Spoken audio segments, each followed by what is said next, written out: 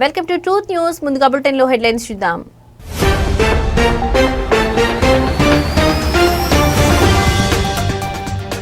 పెద్ద మొత్తంలో చెల్లింపులు చేసే వారికి గుడ్ న్యూస్. యూపీఐ లిమిట్ భారీగా పెంపు.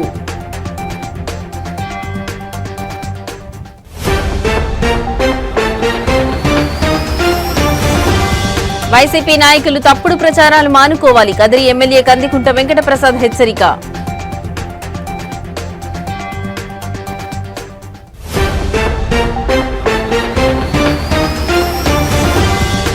యూరియా కోసం రోడ్డెక్కిన రైతులు. సత్యసాయి జిల్లా కలెక్టరేట్ ఎదుట అన్నదాతల ధర్నా.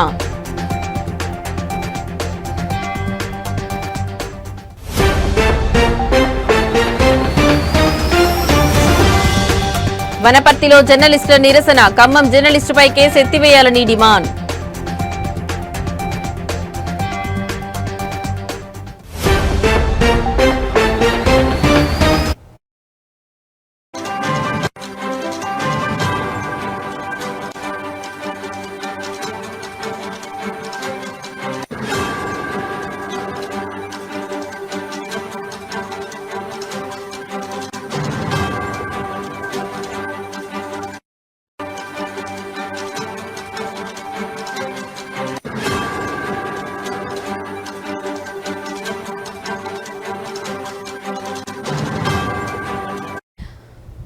రైట్, ఇక బ్రేకింగ్ న్యూస్ చూస్తున్నాం. యూపీఐ ద్వారా పెద్ద మొత్తంలో చెల్లింపులు చేసే వారికి శుభవార్త. తరచూ లావాదేవీల పరిమితి సమస్యను ఎదుర్కొనే వారికి national payments corporation of India ఊరట కల్పించింది.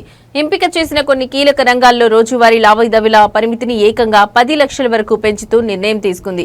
ఈ కొత్త నిబంధనలు ఈ రోజు నుంచి అమల్లోకి వచ్చాయి. ఇంతకుముందు పెద్ద మొత్తంలో బీమా ప్రీమియంలు, పెట్టుబడులు లేదా ఇతర ఖర్చులు చెల్లించాలంటే లావాదేవీలను విభజించాల్సి రావడం లేదా చెక్కులు, బ్యాంకు బదిలీల వంటి పాత పద్ధతులను ఆశ్రయించాల్సి వచ్చేది. ఈ ఇబ్బందులను తొలగించి అధిక విలువైన లావాదేవీలను డిజిటల్ బాట పట్టించేందుకే ఈ మార్పులు చేసినట్లు ఎన్పీసీఐ స్పష్టం చేసింది. అయితే ఈ పెంచిన పరిమితులు కేవలం వ్యక్తుల నుంచి వ్యాపారులకు చేసే చెల్లింపులకు మాత్రమే వర్తిస్తాయి.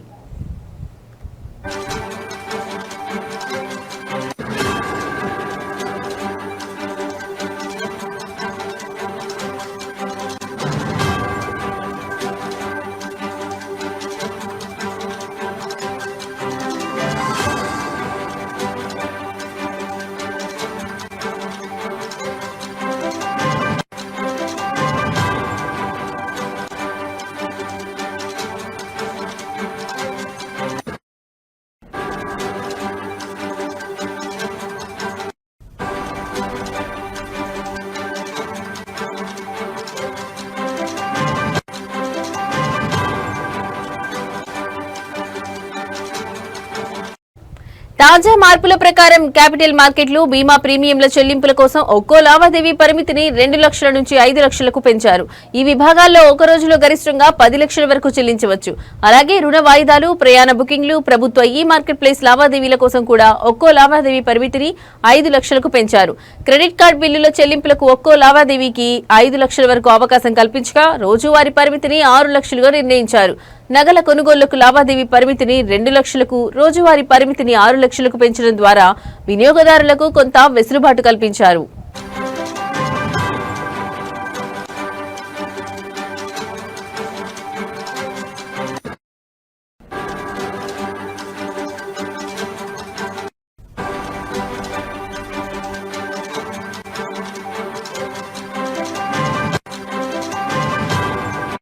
అయితే వ్యక్తుల మధ్య రోజువారీ లావాదేవీల పరిమితిలో ఎలాంటి మార్పు చేయలేదని, అది యథాతథంగా 1 లక్షగానే కొనసాగుతుందని ఎన్పీసీఐ స్పష్టం చేసింది. ఈ పెంచిన పరిమితులు కేవలం ధృవీకరించబడిన వ్యాపారులకు చేసే చెల్లింపులకు మాత్రమే వర్తిస్తాయని, ఇది లావాదేవీల భద్రతను మరింత పెంచుతుందని నిపుణులు చెబుతున్నారు.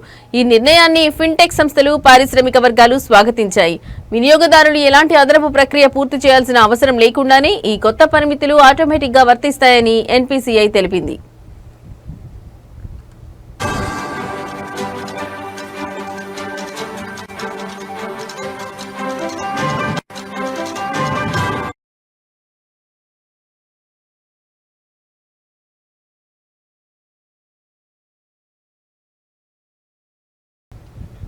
నెల్లూరు జిల్లాకు మొదటి మహిళా సూపరింటెండెంట్ ఆఫ్ పోలీస్ గా అజితా విజన్ల బాధ్యతలు స్వీకరించారు. గంజాయి రహిత జిల్లాగా నెల్లూరుని మార్చడమే తన ప్రధాన లక్ష్యమని ఈ సందర్భంగా ఆమె తెలిపారు. తెనాలికి చెందిన అజితా విజన్ల తల్లిదండ్రులు హైదరాబాద్ లో ఉద్యోగస్తులు కావడంతో ఆమె ప్రాథమిక విద్య అక్కడే సాగింది.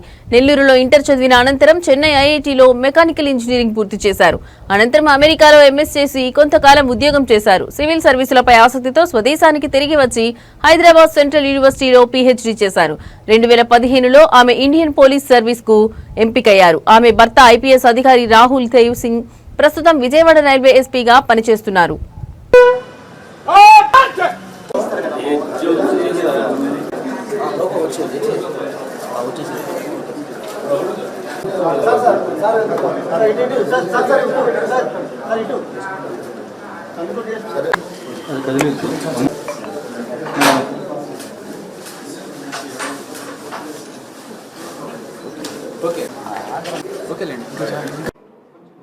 ఇక్కడ సమావేశమైన మన మీడియా మిత్రులందరికీ అభివందనలు. నేను ఎస్పీ నెల్లూరుగా ఛార్జ్ తీసుకోవడం జరిగింది. నాకు ఈ అవకాశం కల్పించిన గౌరవనీయులైన ముఖ్యమంత్రి గారికి, డీజీపీ గారికి నా హృదయపూర్వక కృతజ్ఞతలు.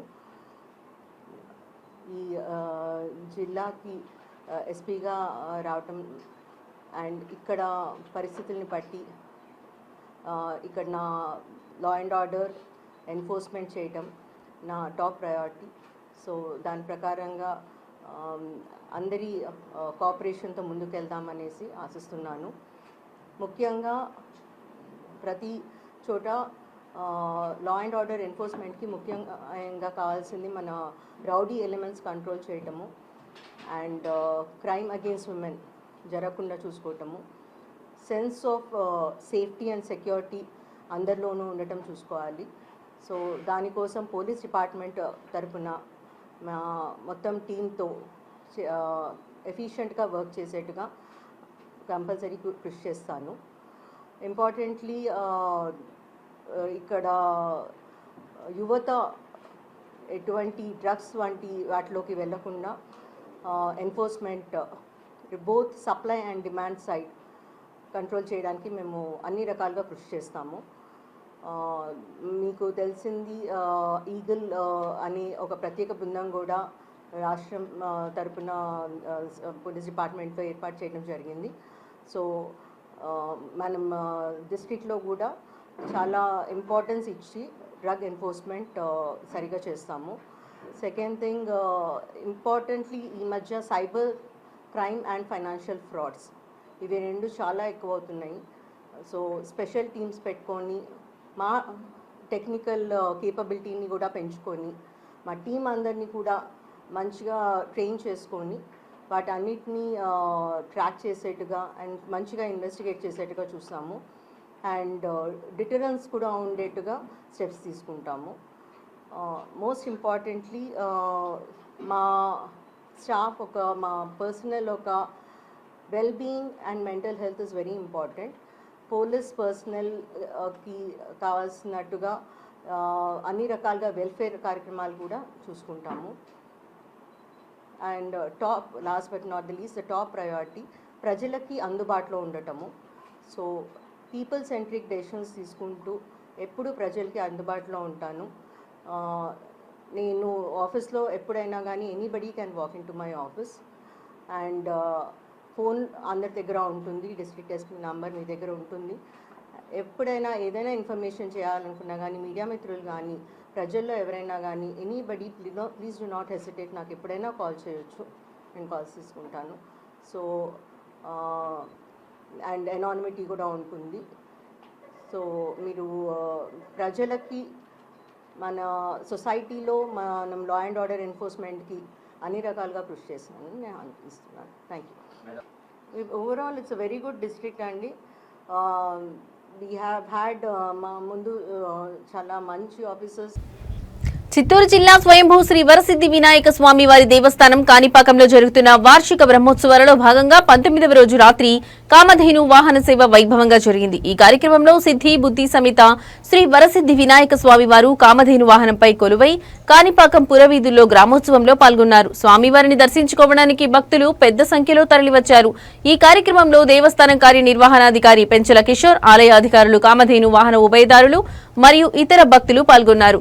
స్వామివారికి ప్రత్యేక పూజలు, హారతులు నిర్వహించారు.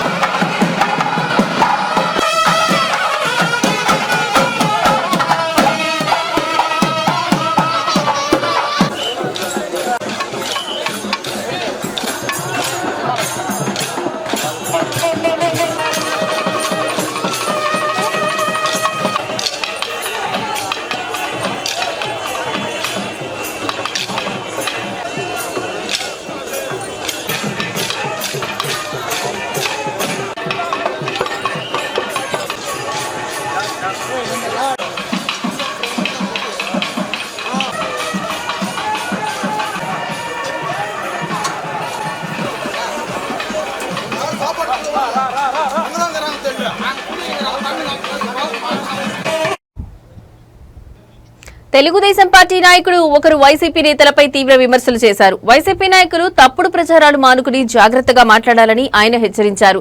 తాము రోడ్డుపైకి వచ్చి మాట్లాడేందుకు వైసీపీకి అవకాశం ఇస్తున్నామని, కానీ గత 5 ఏళ్లు తమ పాలనలో ఒక్కరోజు కూడా ప్రజా సమస్యలపై మాట్లాడేందుకు వైసీపీకి అవకాశం ఇవ్వలేదని, సిగ్గు మానం ఉంటే గుండెల మీద చేయి వేసుకుని ఆలోచించుకోవాలని ఆయన అన్నారు. జగన్మోహన్ రెడ్డి ప్రజలు సంతోషంగా ఉంటే ఓర్చుకోలేరని, మహేష్ బాబు సినిమాలోని విలన్ లాగా ఇతరులు ఏడుస్తుంటే నవ్వే సైకాలజీ కలిగిన వ్యక్తని ఆయన విమర్శించారు. డాక్టరేట్ కోసం ప్రయత్నిస్తున్న మాజీ మంత్రి ఉషశ్రీ చరణ్ మెడికల్ కాలేజీలపై మాట్లాడిన తీరు హాస్యాస్పదంగా ఉందని టీడీపీ నాయకుడు అన్నారు. తాము నిర్మించిన రోడ్లపైనే ప్రయాణిస్తున్న ఆమెకు తాము చేసిన అభివృద్ధి కనిపించడం లేదా అని ప్రశ్నించారు. 23 కేసులు పెట్టినారు. ధర్నాలు చేస్తే ప్రజా సమస్యల మీద గలమెప్పాలంటే హౌస్ అరెస్ట్, ఇళ్లలే పోలీసులు వచ్చి కూర్చునేవాళ్ళు. మీ ఇళ్లలోకి ఎవరన్నా పంపిస్తానమ్మా? ఈరోజు మాజీ మంత్రి ఉషశ్రీ చరణ్ మీరు కట్టిండే మెడికల్ కాలేజీలో అసలు పిల్లర్స్ చేసి వదిలేస్తే గుంతలు పడి నీళ్లుంటే దాంట్లో పోయేసి స్నానాలు చేయమన్నట్లు రాజకీయం చేసి చూస్తారు. మీకు తెలిసిన రాజకీయం మంది ఆడమనిషి, అందులో డాక్టరేట్ కోసం ప్రయత్నం చేస్తాను. హాఫ్ నాలెడ్జ్ అని మాట్లాడుతాను. నీకు ఫుల్ నాలెడ్జ్ ఉంది కదా, ఒండిగోళ్ళు కనపడలేదా? కదిరికి వచ్చినావు, చెప్పా పెట్టకుండా గాండ్లపేట పోయినావు, అభివృద్ధి లేదని మాట్లాడతావు. మేమేసిన రోడ్డు మీద పోయినావు తల్లి. నువ్వు ఇప్పటికీ నిన్ను ఎందుకు సమాధానం చెప్పాల్సి వస్తుందంటే, అనివార్యంగా మీరు వైఎస్ఆర్సీపీ పార్టీకి ఈ జిల్లా అధ్యక్షురాలు ఉన్నారు కాబట్టి మీరు మాట్లాడే మాటలు అందరూ కూడా సమాధానం చెప్తాం. మేము ఖచ్చితంగా రాజకీయాలే మాట్లాడతాం. మీ కళ్ళగా నీళ్లు కనపడలేదా? మళ్ళీ ఏదో వేదికగా పిలుస్తుందంట. అంటే ఇది ఒక ప్రహసనం అయిపోయింది. ఎట్లా లేయేది కాదు, పోయేది కాదు, లేస్తే మంచిది కాదని అసలు వీడు లేసేది లేదు, వాడు పెట్టేది లేదు. ఈ రకమైన ధోరణితో రాజకీయాలు చేయాలనుకుంటే ఇంకా మూర్ఖపాలు వచ్చింది. మీకు హాఫ్ నాలెడ్జే మేడం, ఫుల్ నాలెడ్జ్ అయితే లేదు. ఇదంతా half knowledge, outdated politician strategy. కాంటెంపరీలో జెన్జీ వచ్చేసింది తల్లి. నువ్వు జెన్జీ కాదేమో. జెన్జీ దగ్గరికి వచ్చినప్పుడు they are more productive, they are more realistic and they are more materialist. వాస్తవాలే మాట్లాడతారు, వాస్తవంలో బతుకుతారు, వాస్తవాలే ఆచరిస్తారు, ఉత్పాదకతను పెంచుకుంటారు. వాళ్ళకి ఇచ్చిన టాస్క్ని వితిన్ నో టైం కంప్లీట్ చేసేటువంటి జనరేషన్ ఉన్నటువంటి పరిస్థితి. ప్రజలకు మంచి చేసే విధానంలో ప్రతిపక్షం కూడా నిర్మాణాత్మకంగా వ్యవహరించాలి కానీ అడ్డగోలుతనంగా అపోహలు సృష్టించి అబద్ధాలు ఆడుతూ రాజకీయ లాభాపేక్ష పెట్టుకొని ప్రజల్ని మభ్యపెట్టే ప్రయత్నం జగన్మోహన్ రెడ్డి మొదటి రోజు నుంచి కూడా, పార్టీ స్థాపించినప్పటి నుంచి కూడా ఇదే రకమైనటువంటి ఆలోచన కాదు. అందుకే ఆయన్ని సైకో జగన్ అంటారు.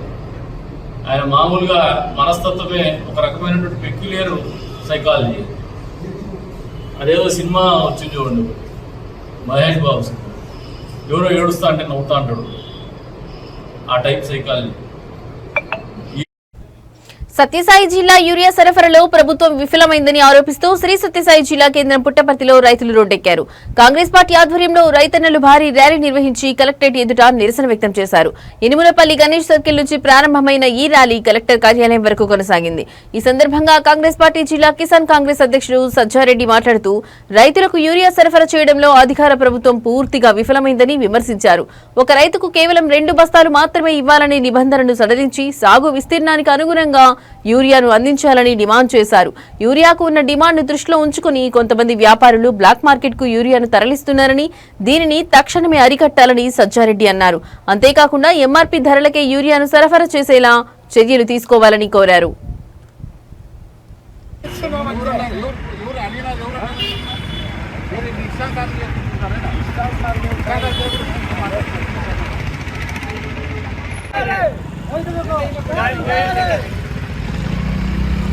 రైతుల యొక్క సమస్యలను రైతుల యొక్క నష్టపరిహారాన్ని రైతుల యొక్క నష్టపరిహారాన్ని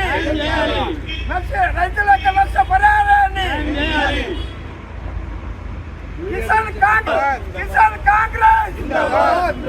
కాంగ్రెస్ రాహుల్ గాంధీ షర్మిలా రెడ్డి రాహుల్ గాంధీ ప్రియాంక గాంధీ ఎరువుల పంపిణీ కార్యక్రమంలో కొంత జాప్యము అవకతవకలు జరుగుతుంది కాబట్టి మేము రైతుల తరఫున కాంగ్రెస్ డిస్ట్రిక్ట్ చైర్మన్ సజ్జారెడ్డిగా నేను ఇక్కడ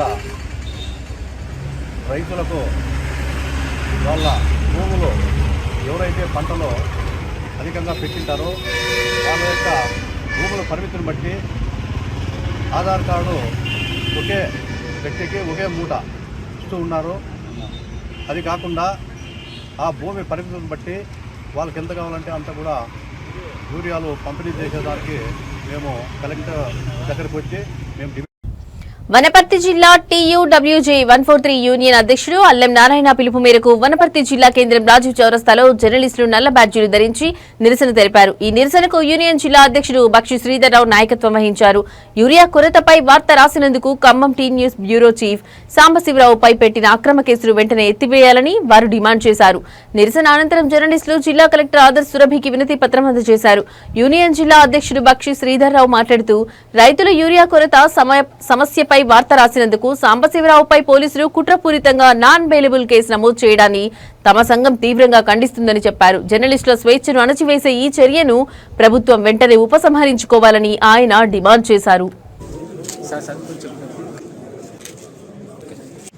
సమాజంలో జర్నలిస్టులది కీలక పాత్ర ఉంటుంది.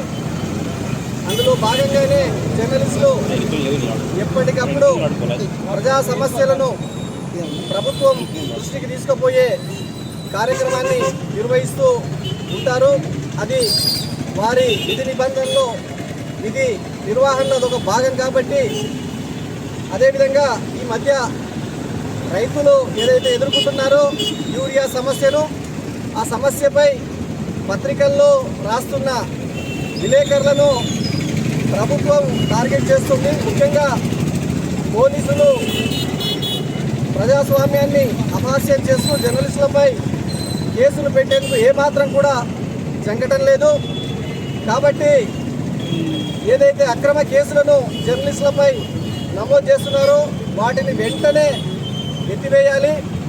అదేవిధంగా మన జిల్లాలో కూడా ఇలాంటి కేసులను చాలామంది కూడా తప్పుడు ఫిర్యాదులు ఇవ్వటం, వారిపై కేసులు నమోదు చేసేందుకు పోలీసులు కూడా ఆసక్తి చూపడం అనేది చాలా దారుణమైన అంశము. కాబట్టి ఇలాంటి సంఘటనలు ఏమైనా ఉంటే పూర్తిగా విచారణ జరిపి సంబంధిత జర్నలిస్టులతో పూర్తి వివరాలు సేకరించి ఏదైతే ప్రజాస్వామ్యానికి వ్యతిరేకంగా జర్నలిస్టులు వ్యవహరిస్తే తప్ప కేసులు నమోదు చేసే హక్కు ఎవరికి కూడా లేదు. కాబట్టి ఇటు పోలీసులు కానీ అటు రాజకీయ పార్టీల నాయకుల ఒత్తిళ్లు కానీ జర్నలిస్టులపై ఉంటే జర్నలిస్ట్ లోకం కూడా ముక్త తాటిపైకి వచ్చి ఇలాంటి సంఘటనలను తీవ్రంగా ఖండించడమే కాకుండా జర్నలిస్టుల ఐక్యతతో చాలా అంటే ఏదైతే అన్యాయం ఉందో అన్యాయాన్ని ఎదిరించేందుకు మేమంతా కూడా ఒక్క తాటిపైకి వస్తామని చెప్పి సందర్భంగా తెలియజేసుకుంటున్నాం. కాబట్టి ఈ అక్రమ కేసులను వెంటనే తొలగించాల్సిన బాధ్యత పోలీస్ శాఖ పైన ఉంది. అదేవిధంగా ప్రభుత్వం కూడా ఎక్కడైతే సమస్యలు ఉన్నాయో ఆ సమస్యలపై ప్రజల దృష్టికి తీసుకునేందుకు పత్రికల్లో.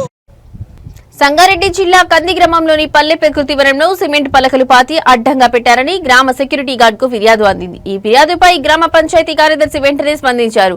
గ్రామ కార్యదర్శి గ్రామ పంచాయతీ సిబ్బందితో కలిసి పల్లె ప్రకృతి వనాన్ని పరిశీలించారు. అనంతరం మాట్లాడుతూ ఈ విషయాన్ని ఉన్నతాధికారుల దృష్టికి తీసుకెళ్తామని తెలిపారు. పల్లె ప్రకృతి వనాన్ని కాపాడాలని గ్రామస్తులు కోరుతున్నారు.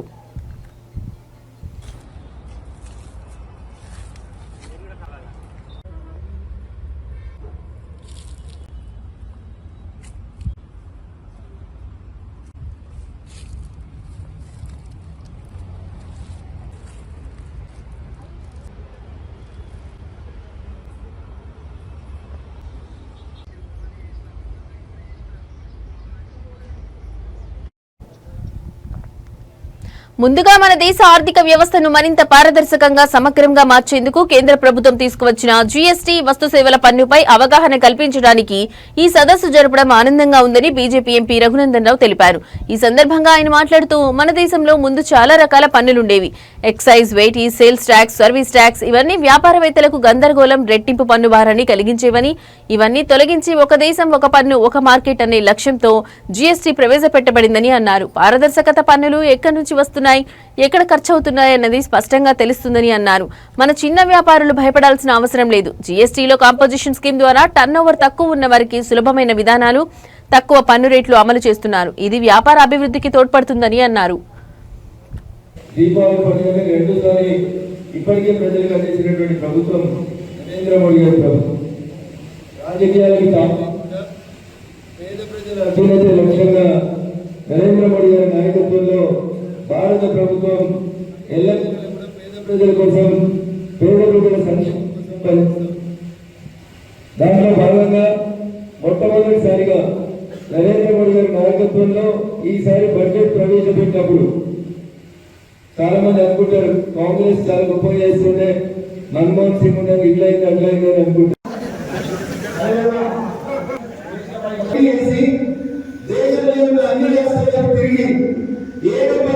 మేధావి చెప్పినటువంటి మన్మోహన్ సింగ్ గారు కనీసం సంవత్సరానికి 50,000 పెంచినా వారు 10 సంవత్సరాల టెన్యూర్లో అది కాస్త 7.5 లక్షల దాకా పెరిగేది.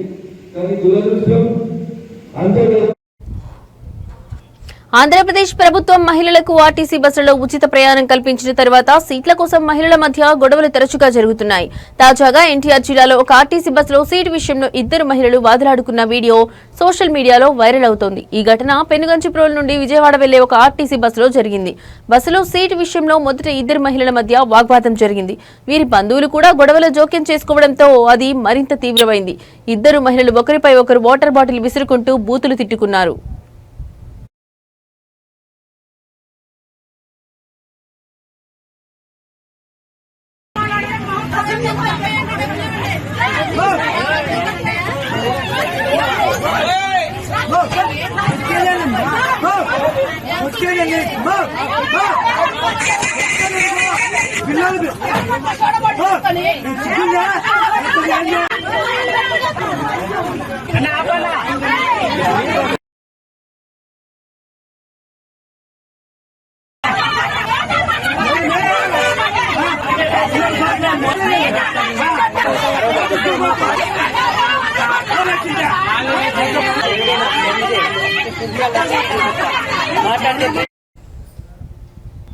పల్నాడు జిల్లా చిలుకలూరుపేటలోని వివేకానంద కాంప్లెక్స్ లో సెప్టెంబర్ 13న నిర్వహించిన కార్యక్రమంలో ఖమ్మంలోని నేచర్ యానిమల్ కేర్ సెంటర్ కు చెందిన శ్రీమతి పద్మా యాదవ్ కు ఉత్తమ జాతీయ శ్రీ సాయి ప్రజాసేవ రత్న పురస్కారం 2025 అందజేశారు.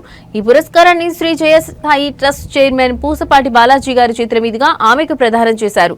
ఈ సందర్భంగా పద్మా యాదవ్ మాట్లాడుతూ జాతీయ స్థాయి పురస్కారం లభించినందుకు సంతోషంగా ఉందని తెలిపారు. గతంలో తనకు ఎన్నో అవార్డులు వచ్చాయని, అయితే ఈ రోజు అందుకున్న అవార్డుకు ఒక ప్రత్యేకత ఉందని ఆమె అన్నారు. భగవంతుని ఆశీస్సులతో మరింత ముందుకు వెళ్లాలని కోరుకుంటున్నానని తెలిపారు. జంతు సంరక్షణలో ఆమె చేసిన కృషికి గుర్తింపుగా ఈ పురస్కారం లభించింది.